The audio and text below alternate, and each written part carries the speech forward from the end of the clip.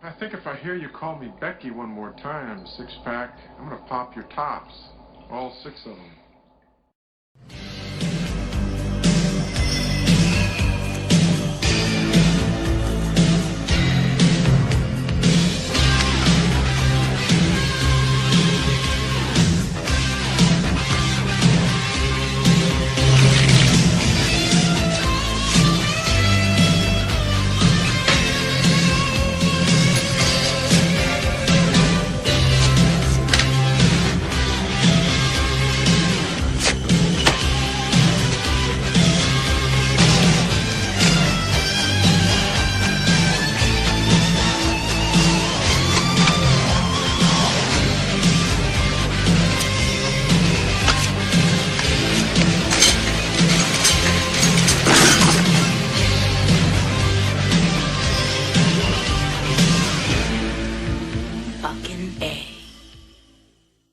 Hey, this is Matt once again. What about another review? This time for Hellfest. This is a Patreon review for Stephen Wilkos. They do so much for that. If anyone's ever interested in requesting reviews or re-reviews or any other type of video, you'd either join my Patreon, and a link to that will be down below, or you could request it via PayPal. And again, that link will be down below as well. If not, no worries. If so, thank you. But Hellfest from 2018... this is a film I had heard of. I never got around to watching it until now, and I liked it. I liked that. That was a pretty good slasher film. I know one guy a long time ago said I wasn't a fan of slasher films, but I am. Mainly that conversation was about the fact that I think the first Friday the 13th is a little bit overrated. I like it, but I think a lot of the sequels are better. I think My Bloody Valentine is a great slasher film. I love Terror Train. Halloween, I mean, that's more of a slasher than the first one, but I like the first two Halloween films. I like Halloween 4. Many of the Nightmare on Elm Street films. Most of the Friday the 13th films. I liked, what was it? Silent Madness, which was a 3D movie. I didn't review that, but I do like that movie. Fade to Black, I enjoyed. Scream, Urban Legend, Behind the Mask, The Rise of Lizzie Vernon. There's quite a few slasher films I enjoy. It just depends on certain factors, like the... Real quick, like, people are like, well, why do you think Friday the 13th is a little bit overrated? Because I like the forest setting, I like the kills, but I don't consider that on the level of the first Halloween or the first Nightmare on Elm Street or the first Chainsaw Massacre. And again, that's one of those franchises that I think a lot of the sequels are better or more entertaining than the first one. I like the first Friday the 13th, but I think there were films that did it better. That's just my thoughts. But at the end of this, I enjoyed the setting. That was one of the biggest takeaways I got, was the setting, where a group of friends go to this horror theme park. And I thought that was definitely the big positive of the movie, because there are times where you think the killer's there, but as part of the theme park attractions.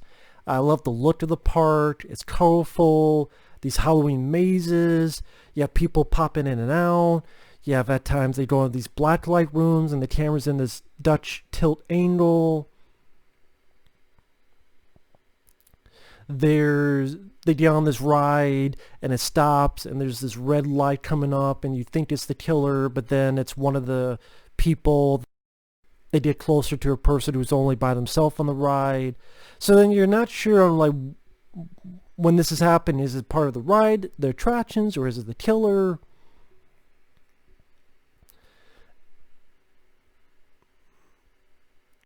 I thought that was a really interesting idea. And again, I thought the production value, the Halloween mazes, and there'll be things that you think are mannequins, but then they come alive. Well, they're people, as if it made come alive, and steer people and fuck with people to keep you on your toes. So I thought that was really cool. I thought that was a really interesting idea. The kills, it doesn't have a huge body count. But a couple of the kills are interesting, including one person gets their head smashed like a watermelon. One gets a needle in the eye. Like I said, it's not the most... It's not a movie that has the biggest body count. It's not a movie that has the most creative kills.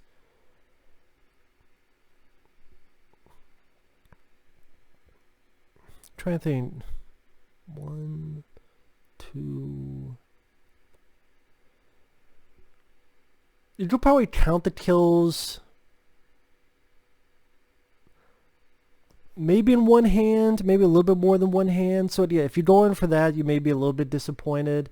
And I think that I was a little bit disappointed. I guess I was expecting a bit more of a bloodbath, a bit more of a bigger body count, since the killer has this entire amusement park for his likings, but mainly he's stalking this small group of friends, which is about 3 girls and I think 2 guys. And that's another flaw I have with the film, is I wish it was a bigger body count. I wish some of the kills were a bit more crazier, or with a body count we would have gotten more crazy kills, more usage of maybe the props of the environment as for kills. I think that would have been interesting. Also, I wouldn't say the characters are that memorable. I couldn't tell you anything about the characters. I couldn't tell you anything about the actors and actresses did fine. I was fine with them, but are they on the I even got a little bit more of the characters, say in the original My Bloody Valentine, with the love triangle thing going on, or technically it's not a slasher film, but April Fool's Day, the way those characters are done. I didn't see, the lead, she did fine, but she was no Jamie Lee Curtis. She was no Amy Steele. She was no Neve Campbell.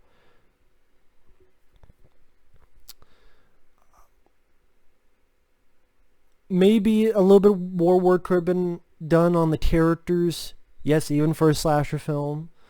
Maybe, I keep repeating myself, the bigger body count, more crazy kills would have been cool. But I would say it's worth a lot. If you like slasher films, it's worth a look because the environment. The fact that it's a slasher film that takes place in a horror theme park is a cool idea. And again, the way the park plays out, the environment, I was more interested in that than the slasher aspect, weirdly enough. The horror-related rooms that have different scares, like a lady that's drug addicted and lunges out.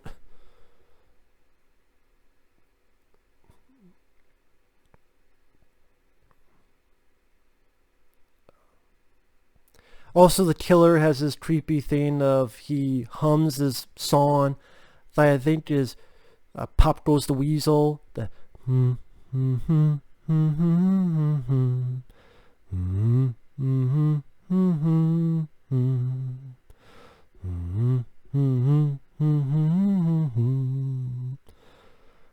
I thought that was a nice little motif for the killer.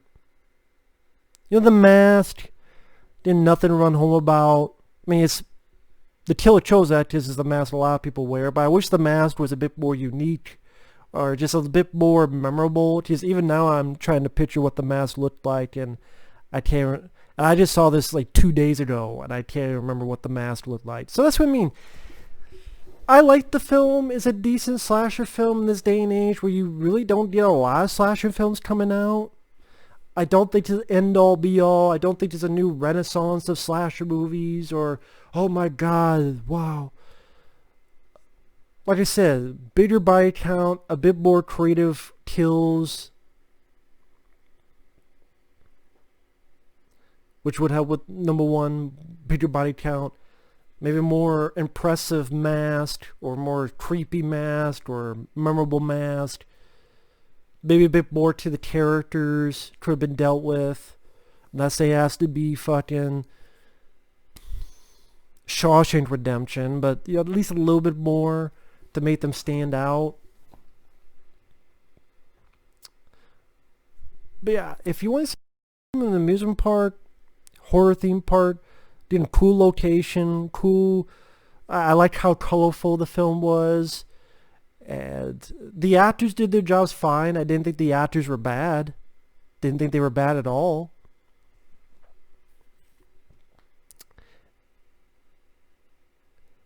And yeah, the production value I thought really was the best part of the film. I thought that's really what kept the film going for me, was to see this environment, this cool environment the movie takes place in.